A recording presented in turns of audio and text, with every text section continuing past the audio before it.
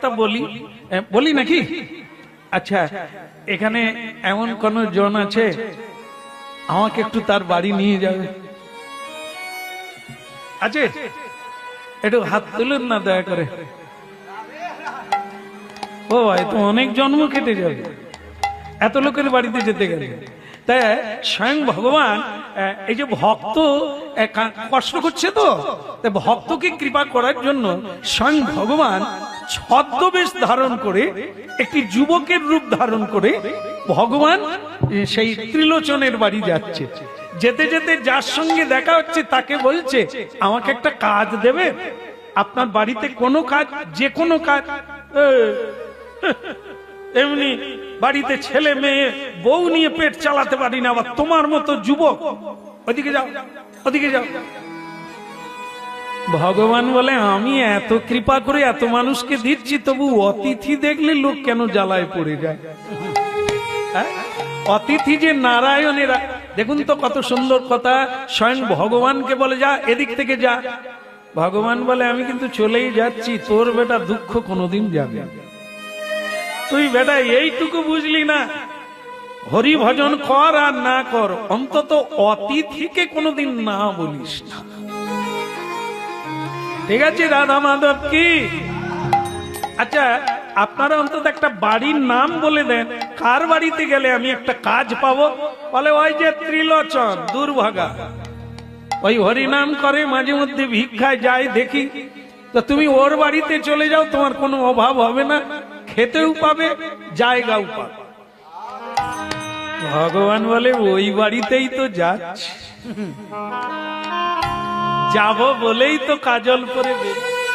জয় জয় সচিসুত গৌরাঙ্গ মহাপ্রভু কি, परम दयाल श्री नित्यानंद प्रभु की निताय गौर प्रमानंद। কোন রঙে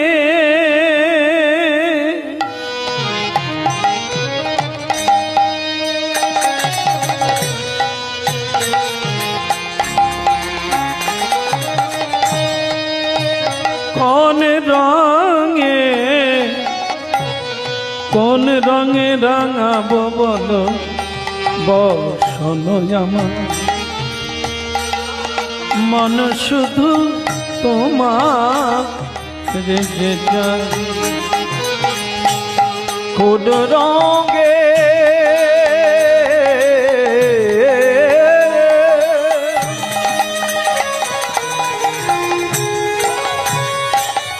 রাঙাবো বলো বসন আমার, মন শুধু তোমারে যে চায় গো, মন শুধু তোমারে যে চায়।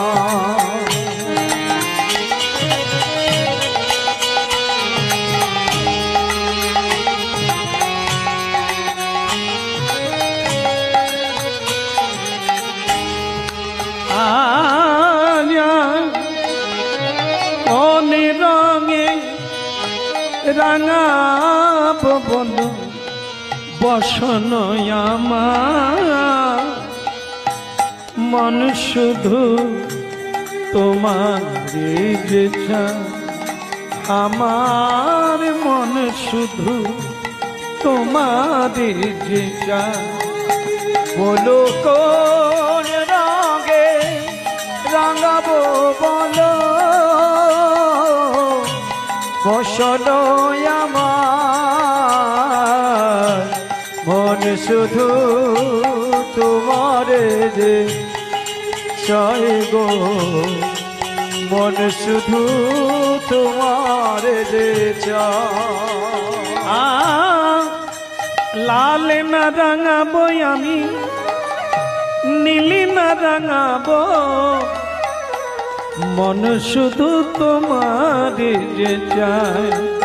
আমার মন শুধু তোমার যে চায়। বলো কোন রঙে রাঙাবো বলো বসন আমার, শুধু তোমারে যে চায় গো, মন শুধু তোমারে যে চায়। একটা কথা ভুলে গেলে হবে না, সেটা হচ্ছে এই, আমাদের কাছে স্বয়ং ভগবান কিন্তু আসা যাওয়া করছে। আমাদের শুধু চোখ নাই, ধারণা নাই, তাই তাকে ধরতে পারি না। কত রূপে আজকে দেখুন, ভক্ত ত্রিলোচনের বাড়িতে ছদ্মবেশে এক যুবকের বেশ ধারণ করে, ছেঁড়া জামা কাপড় পরে, মন শুধু তোমারে যে চায়, মন শুধু তোমারে যে চায়। কোন রঙে রাঙাবো বলো বসন আমার, মন শুধু তোমারে যে চায়। স্বয়ং ভগবান সেই লক্ষ্মীপতি সর্বজন কল্যাণকামী ভক্তবৎসল ভগবান ছদ্মবেশে ভক্ত ত্রিলোচনের বাড়িতে ভক্তের সেবা করবে বলে নিতাই গৌর হরি।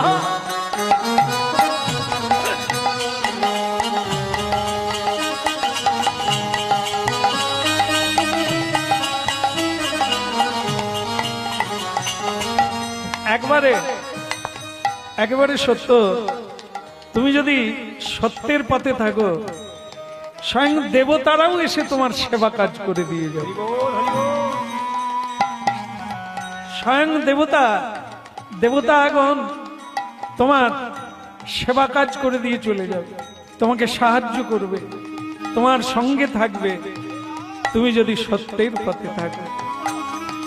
সত্যমেব জয়তে, এ এমন এক জিনিস, যে যুগেই হোক এর একই বাণী, তুমি সত্যকে ধরো, আর কারো উপর ভরসা করতে হবে না, স্বয়ং ভগবান এসে তোমার কাজ করবে।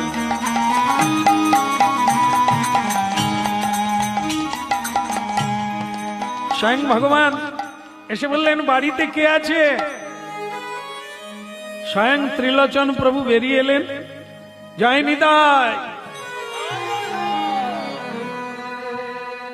যার যেটা অভ্যাস, তো ভক্ত ত্রিলোচন বললেন, জয় নিতাই। কাকে চাই? না বলে এ বাড়ির মালিকের নাম কি ত্রিলোচন? সর্বনাশ করেছে, তো আমার নাম। তা বাবা, তোমার বাড়ি কোথায়? আগে আমার বাড়ি ঠিক নাই, মানে সঠিক বাড়ি নাই আর কি, ওই নানা জায়গায় থাকি। সে আবার কি কথা, একটা বাড়ি তো থাকবে। তোমার জন্ম কোথায় হয়েছে? আগে জন্ম যখন হয় আমি তো তখন জানিনি কোথায় জন্ম হলাম। আর ভগবানের জন্ম কোথায়? ভগবান কৃষ্ণের জন্ম সকলে জানে কোথায়? কারাগারে। না, ভগবানের জন্মই নাই আর ভগবানের মৃত্যু নাই। কি শুধু লীলা? দেবকী মা বসুদেব 3 জন্ম তপস্যা করেছিলেন ভগবানকে পুত্র রূপে পাওয়ার জন্য। এই জন্য তাদেরকে আশ্রয় করে ভগবান কৃষ্ণ দেবকী নন্দন হয়ে পৃথিবীতে এলে। কিন্তু ওটা তার জন্ম নয়, আসলে ভগবানের জন্মও নাই আর মৃত্যুও নাই। আজও আছে, পরেও থাকবে। পৃথিবী যখন ছিল না তখন আদি পুরুষ রূপে তিনিই ছিলেন।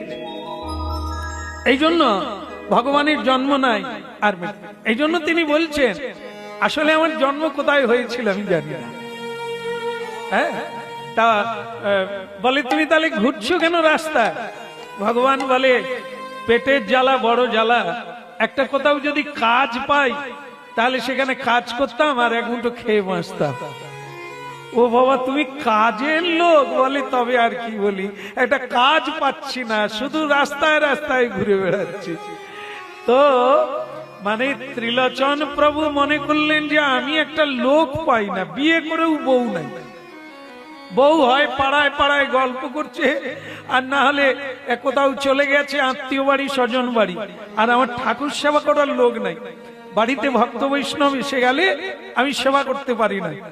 তা তুমি যদি বাবা থাকো তাহলে আমার কোনো আপত্তি নেই।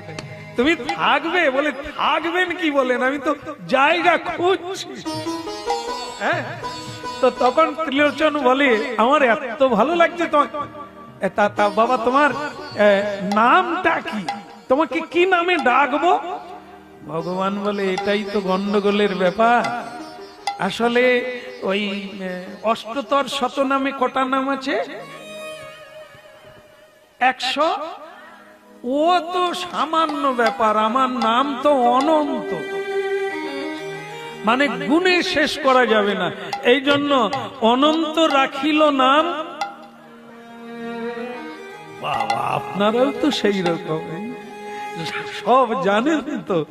তাহলে ভগবান বলছেন যে আমার অনন্ত নাম, কোনটা বলবো আমি তো খুঁজে পাচ্ছি না। যে যখন যে নামে ডাকে আমি বলে, আমি এই জীবনে একটা লোক দেখলাম বাবা তোমার মতো ছেলেকে, যে ডাকে তুমি সেখানে চলে যাও, তোমার আবার অনন্ত নাম, আমার গোবিন্দের অনন্ত নাম। সে তখন বলে আমি যে তোমার গোবিন্দ, তোমার চোখ থাকলে চিনতে পারতে।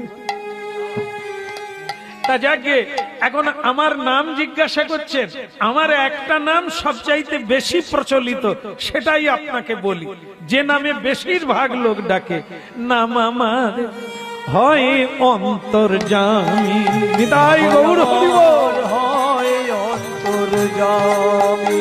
হায় হায় নামে আমার হয় অন্তর্যামী। ওই নামে আমার হয় অন্তর্যামী। হায় অন্তর্যামী, হয় অন্তর্যামী, হয় অন্তর্যামী। ওই নামে রামা হয় অন্তর্যামী। ওই নাম আমার হয় অন্তর্যামী। আরে বাহ বাহ বাহ, কি নাম বললো? অন্তর্যামী। এ নাম তো আমার ভগবানের নাম, খুব প্রসিদ্ধ নাম। অন্তর্যামী কাকে বলে তুমি জানো ছেলে? বলে না না, লেখাপড়া শিখি না, পেটের জ্বালায় ঘুরে বেড়াচ্ছি, আমি জানবো কি করে? আরে বাবা, যে ভগবান সকলের অন্তরে আছে আর সব তিনি জানেন, না বলা কোথাও তিনি বুঝতে পারেন, তার নাম অন্তর্যামী। আর আমার পেটে এক মুঠো অন্ন পড়ে না, আমারও নাম অন্তর্যামী। কোথাও কাজ পাই না, কেউ এক মুঠো খেতে দেয় না, আমারও নাম অন্তর্যামী। না আমি অন্তর্যামী, আমার নাম অন্তর্যামী। কে বলে এই নামে ডাকে সবাই, এই নামে ডাকে সবাই, হয় অন্তর্যামী নাম, হয় অন্তর্যামী। ওই নাম আমার হয় অন্তর্যামী।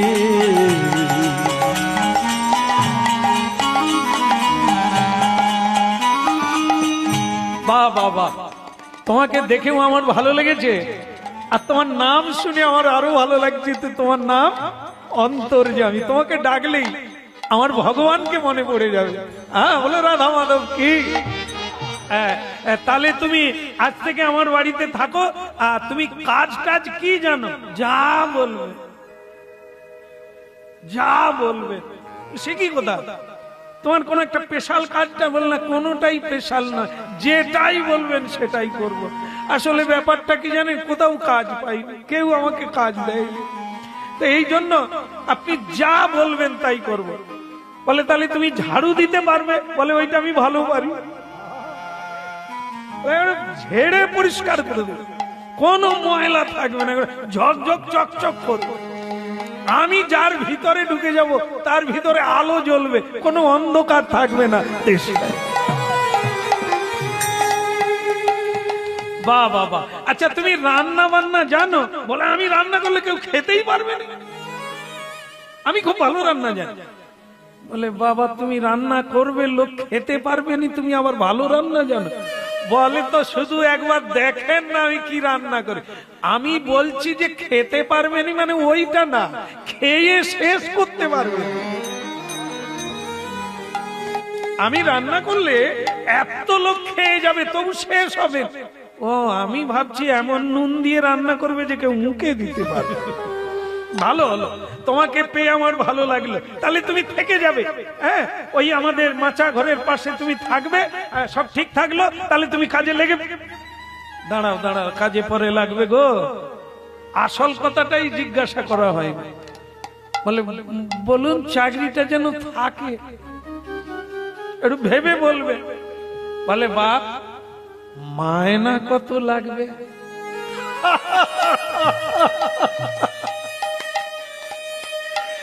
আসলে কি জানেন তো, ওইটাই হচ্ছে আসল ব্যাপার। আমার কোনো মায়না লাগেনি, নিতাই গৌর হরি বল। তো তখন ত্রিলোচন বলছে বাবা আমার মনে হয় তোমার ভিতরে কোনো গোলমাল আছে। ভগবান বলে আমার ভিতরে গোলমাল? তা আপনি কি অনুমান করছেন? বলে দেখো আজকাল একটা লোক পাওয়া যায় না, তোমার কোনো মায়না লাগে না তবু তুমি কাজ পাও না, মানে কোনো ব্যাপার। তোমার কোনো একটা জায়গায় ফল আছে, গোলমাল আছে, এই জন্য তোমাকে কেউ রাখে না। আসল ব্যাপারটা কি বলতো, মায়না লাগবে না তবু তুমি কাজ পাও না।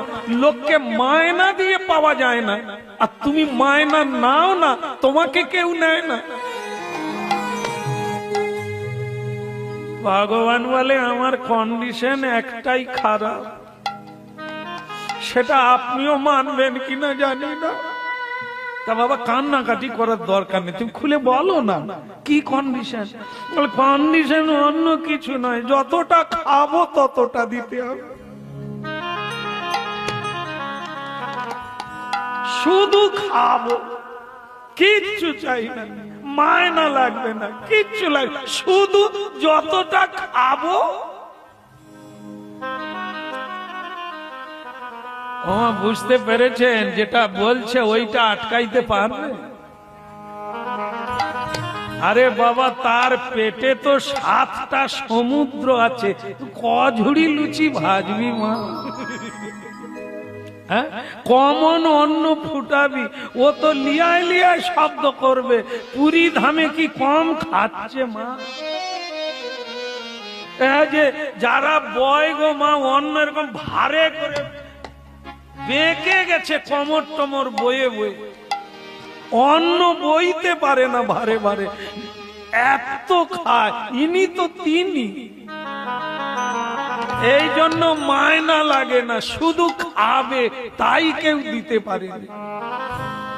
তো ত্রিলোচন কিন্তু রাজি হয়ে গেল, তুমি শুধু খাবে, অত অসুবিধে কি আছে, তুমি খাবে। ভগবান বলে তুমি তো এখন বলে দিচ্ছ, আমার চুক্তি হচ্ছে এটাই, আমি যতটা খাবো ততটা দেবে। কোনদিন যদি কেউ নিন্দা করেছো সেই দিনই নাই। আমার খাওয়ার খোঁটা যদি কেউ দিয়েছ, আমার খাওয়া নিয়ে যদি সমালোচনা কর, তাহলে কিন্তু আমি তক্ষুনি নাই, যখনই বলবে তক্ষুনি নাই। ত্রিলোচন বলে কোনো অসুবিধে নেই, তুমি থেকে যাও বাবা, কোনো সমস্যা হবে না। আমি তো বলবোই না, তুমি আমার কাজ করবে, দুটো খাবে, আবার সমালোচনা করবো। তবে আমার সেই শাক চুন্নিটা কোথা, তাকেই আগে বলা উচিত। ব্যঞ্জনী, ওরে আমার খঞ্জনী। সে তখন বলে কি হলো শুনি? একটা ছেলে এসেছে না, যুবক ছেলে, সে ঢুকে তোমার সঙ্গে ফিস ফিস করে কি কথা কয়? বলে ওই কথাটাই তো তোকে কইতে এসেছি। সেটা কি? বলে শোনো, ও ছেলেটার সঙ্গে কথা হয়ে গেছে, ও থাকবে। ও থাকবে মানে? থাকবে, আমার কাছে থাকবে। ব্যঞ্জনী বলে তাহলে আমি কোথায় থাকবো? ও যদি তোমার কাছে থাকে আমি কোথায় থাকবো? ওরে সেরকম নয় রে, এই এক বিছানায় থাকবে না, এ আমার কাছে আমার কাজ করবে, তুমি তো করলে না জীবনে, আমার সেবা কাজগুলো করবে কে? আর তা ভালো, তা কি লাগবে শুনি? বলে ওইটাই তো ভালো লাগছে শুনে, মায়না লাগে না, এমনি বেচারা কাজ করুক। এই বয়সে এরকম লোক পাওয়া যায়? হ্যাঁ, তা তুমি কাউকে, তোমাকে একটাই শুধু হাত জোড়ো করে আমার বলা, ও বলেছে শুধু খাবে যতটা দিতে হবে, বাকি কোনো মায়না লাগবে না। কিন্তু তুমি দয়া করে এই কথাটা কাউকে বলবে না, তাহলে তোমাকেই বাসন মাজতে হবে, তোমাকেই সব ঝাড়ু দিতে হবে, ঠিক আছে? বলে না বাবা, দরকার নাই, ওই রকম লোক থাকলে আমি আরো ভালো করে লিপস্টিক পরব, আমি শাড়ির ভাঁজ ভালো করে দিতে পারবো, ও সব কাজ করুক, কারো কাছে আমি নিন্দা বন্দনা কিচ্ছু করব না, থেকে যাও। কেউ নয়ন মুদে দেখে আলো, কেউ দেখে আঁধার,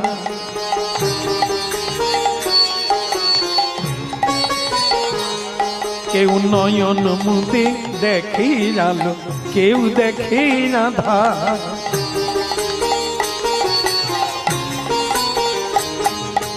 কেউ বলে ভাই এক হাঁটু জল, কেউ বলে সাঁতার,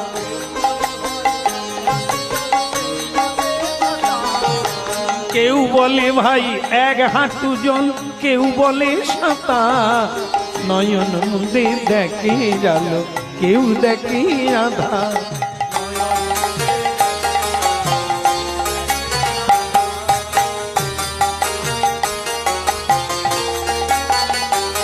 কেউ নয়ন মুদে দেখে আলো, কেউ দেখে আঁধার,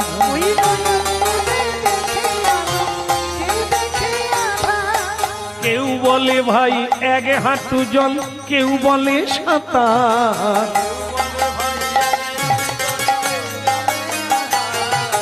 নয়ন মুদে দেখে আলো, কেউ দেখে আঁধার,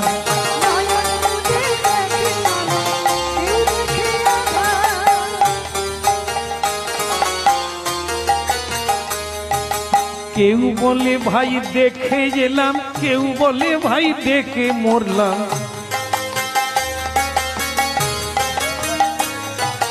কেউ বলে ভাই দেখে গেলাম, কেউ বলে ভাই দেখে মরলাম,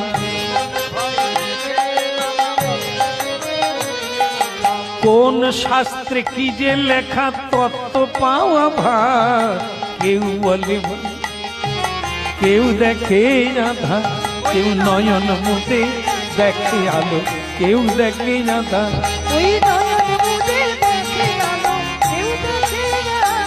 কেউ নয়ন মুদে দেখে আলো, কেউ দেখে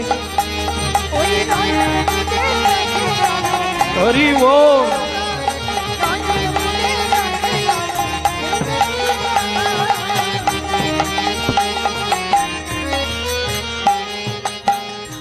বলে গৌরাঙ্গ মহাপ্রভু কি? এখানে তত্ত্ব হচ্ছে কেউ নয়ন বন্ধ করে অন্ধকার দেখে, আর কেউ নয়ন বন্ধ করলে গিরিধারী গোপালকে দেখে, মুরলীধারী গোবিন্দকে দর্শন করে। এই জন্য গুরুবর্গরা দীক্ষা দিয়ে মন্ত্র দিয়ে সবাইকে বলে দেয়, হ্যাঁ সবাইকে বলে দেয় শুদ্ধ আসনে বসবি, চোখ বন্ধ করে নাম জপ।